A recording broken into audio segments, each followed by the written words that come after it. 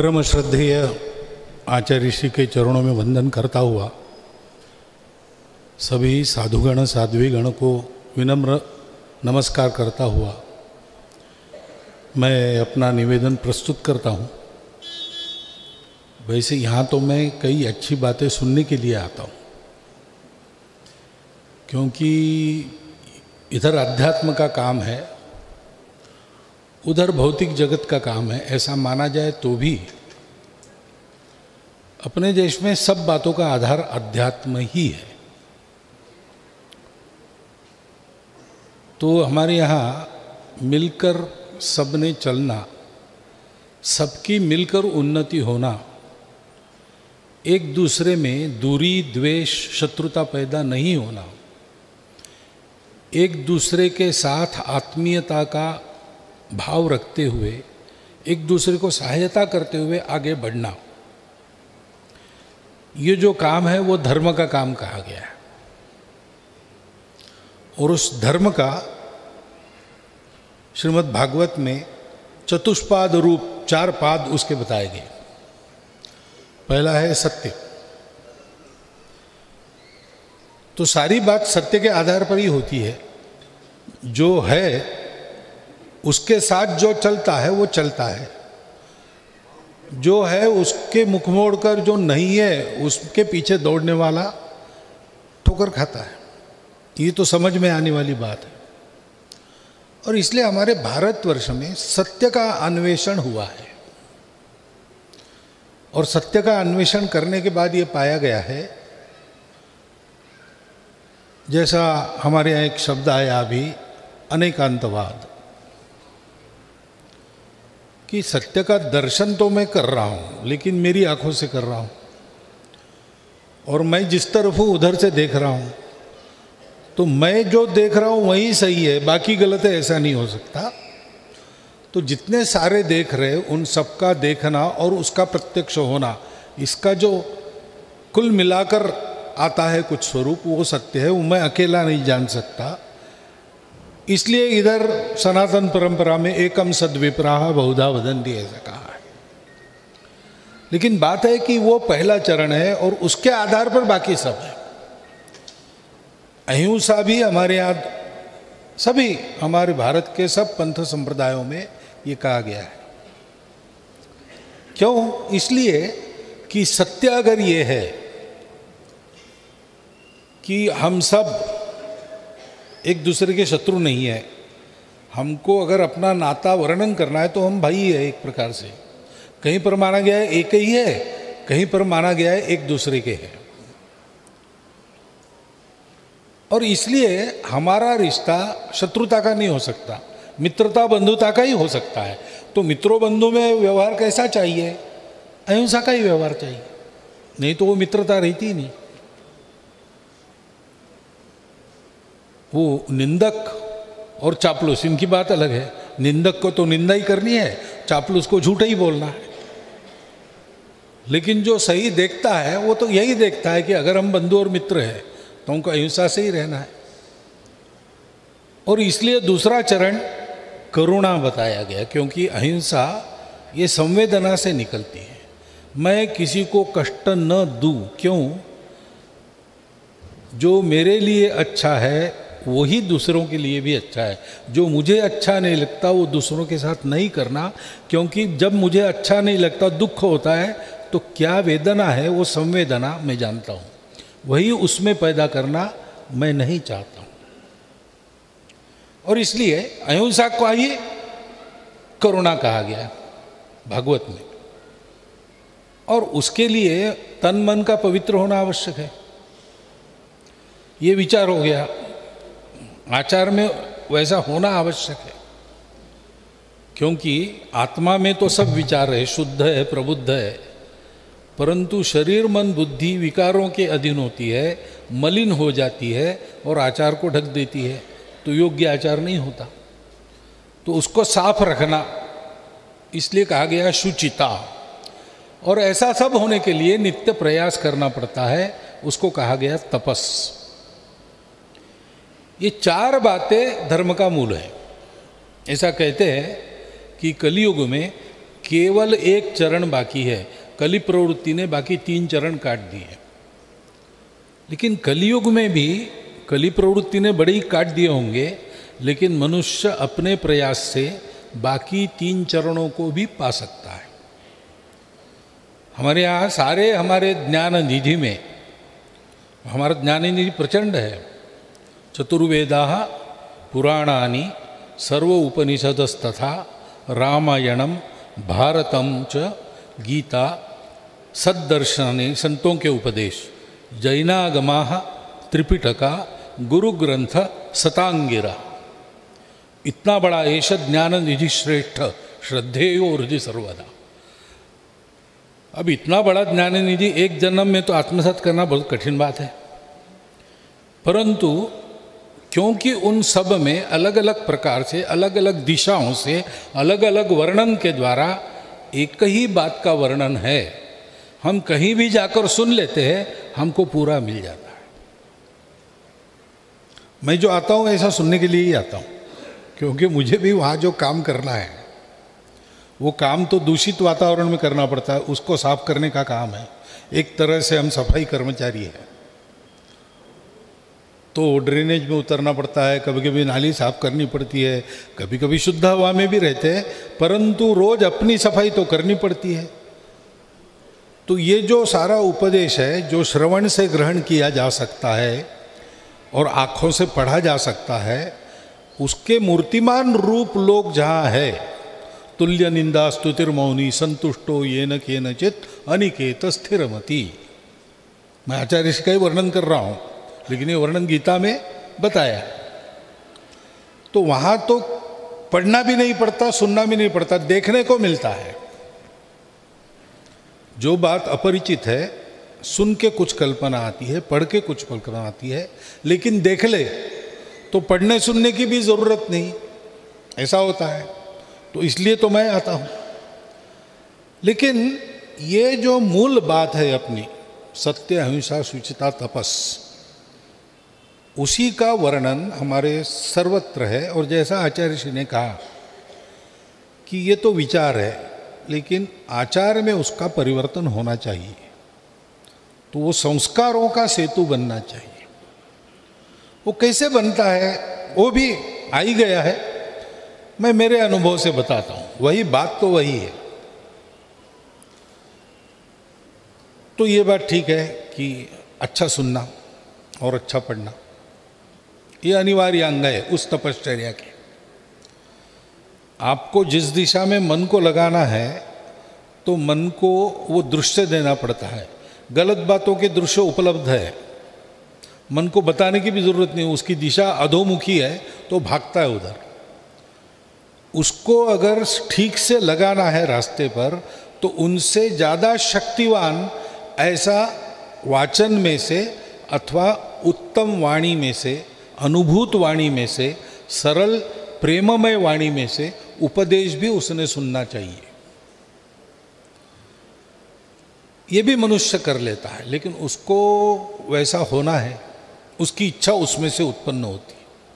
मनुष्यत्व मिला है सत्संग के कारण, महापुरुष संश्रय के कारण मुमुक्षत्व भी मिल जाता है।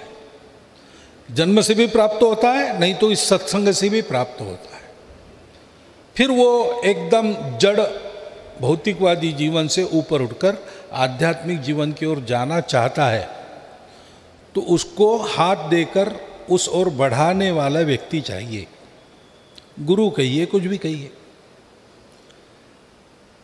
लेकिन उसको क्या करना है?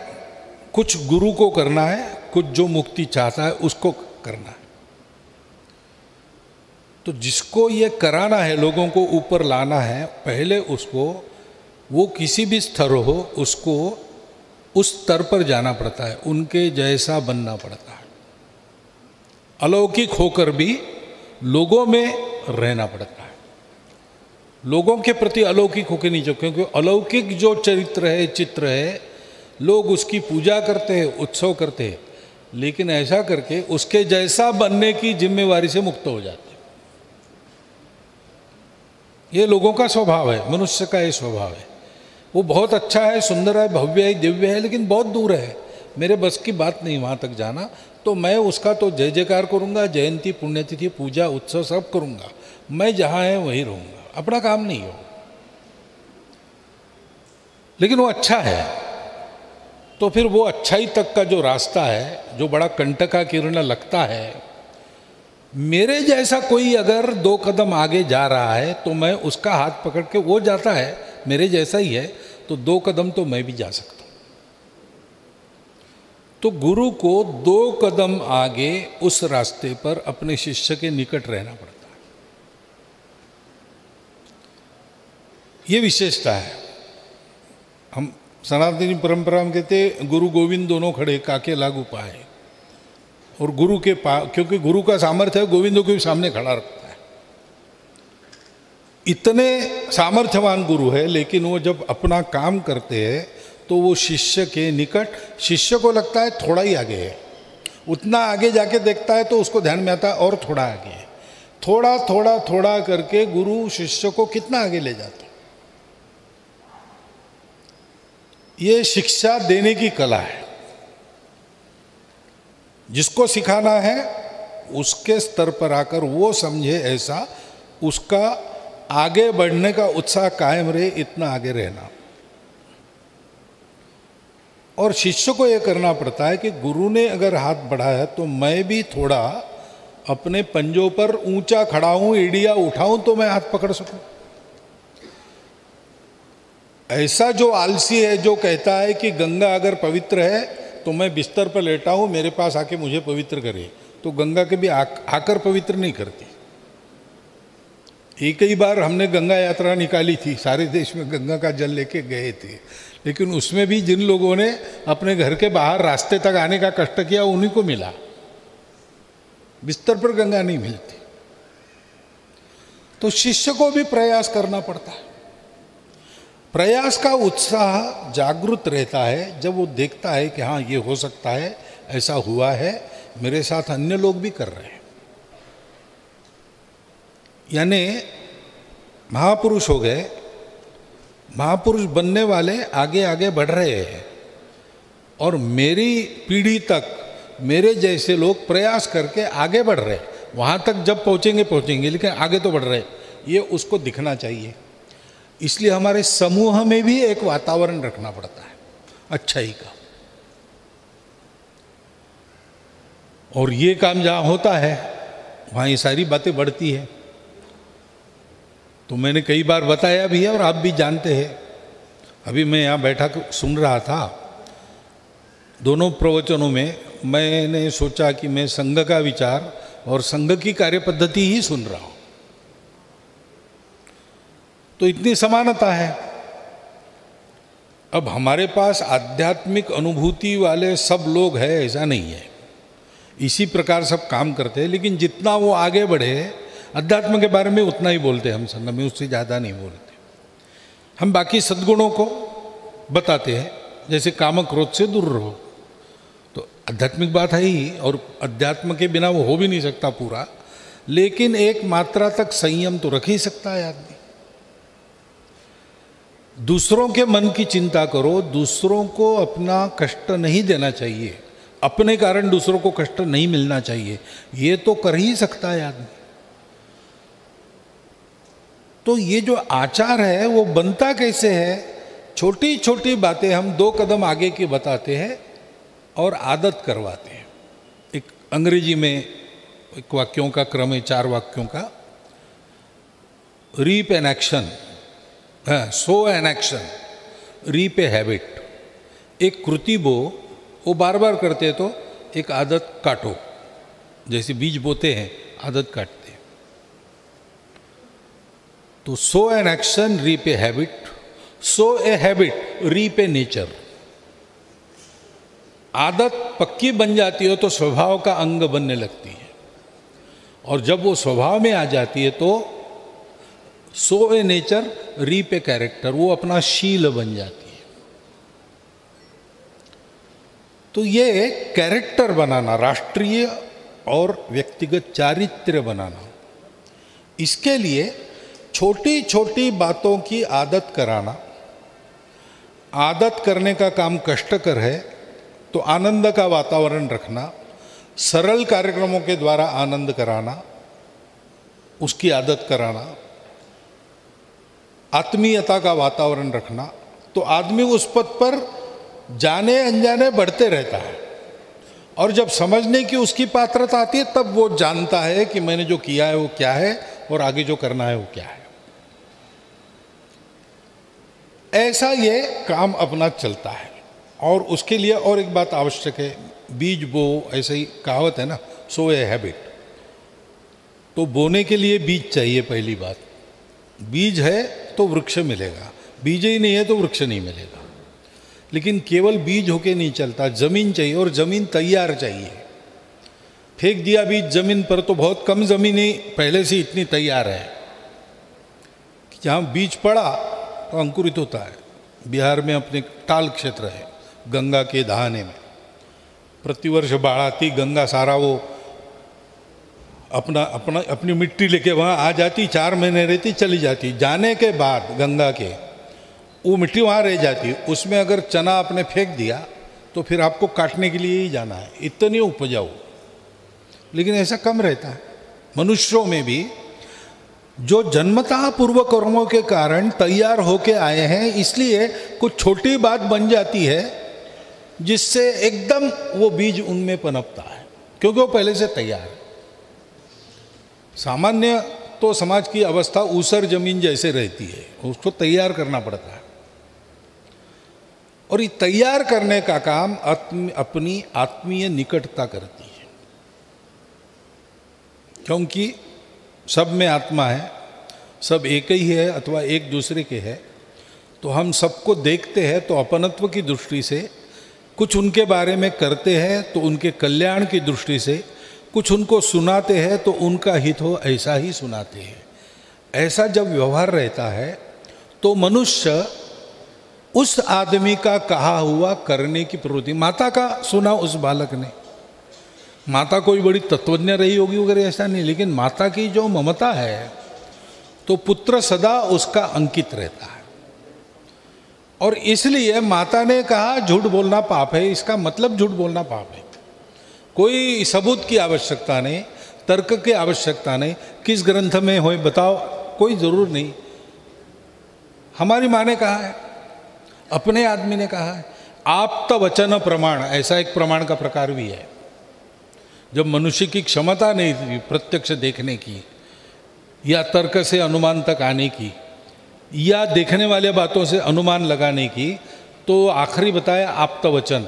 जो अपना है उसका कोई अपना स्वार्थ नहीं है, उसका वचन प्रमाण है। इसलिए संत वचनों पर शंका करने का कारण नहीं होता, क्योंकि संतों को कुछ नहीं चाहिए, अनिकेत है, वो स्थिरमति है, उनको निंदा स्तुति से कोई फर्क नहीं पड़ता और उनको संतुष्ट करने के लिए कुछ नहीं करना, छोटी सी बात से संतुष्ट हो जाते। उनका अपना कोई स्वार्थ नहीं रहता, सबके प्रति प्रेम रहता है। वो अगर कहते हैं तो वो सही होगा, नहीं तो वो हमको नहीं कहते। ऐसा संबंध बन जाता है तो जमीन तैयार होती है। वहाँ फिर आप बोलकर अपनी कृति को उदाहरण स्वरूप उसके सामने रखकर अथवा श्रवण के द्वारा कुछ बीज डाल देते हैं तो वो जरूर अंकुरित होता है और बड़ा होता है। ये जो मनुष्यों को संस्कार देने का शास्त्र आज करने की बहुत ज़रूरत है। महाराज जी ने बिल्कुल ठीक कहा। सर्वत्र दुनिया में पहली समस्या कौन सी है? संस्कार लोप है। बाहर के बहुत है, मैंने बाहर की बातों का उल्लेख किया जाए तो लंबी सूची है, लेकिन मैं कहूँ कि भद्दी आदतें डालने वाले वीडियोस से लेकर तो तालिबान तक सभी संकट है, सबको है, सभी चिंतित है। लेकिन अगर मैं इतना पक्का हूं कि मेरा कुछ नहीं बिगाड़ सकते तो मुझे चिंता करने की आवश्यकता नहीं। डरना इसलिए पड़ता है कि हम मजबूत नहीं है, इसलिए हम इस दृष्टि से सबल बन जाए। इसका मतलब है प्रत्येक घर में ये संस्कार हो, और वो हम अभी से शुरू कर सकते हैं। यहाँ जो गृहस्थ बैठे हैं अभी से शुरू कर सकते। क्या करना है? अपने घर में सदाचार का वातावरण रखना है। घर के बड़े लोगों का उदाहरण चाहिए, उनके उदाहरण गलत नहीं होने चाहिए।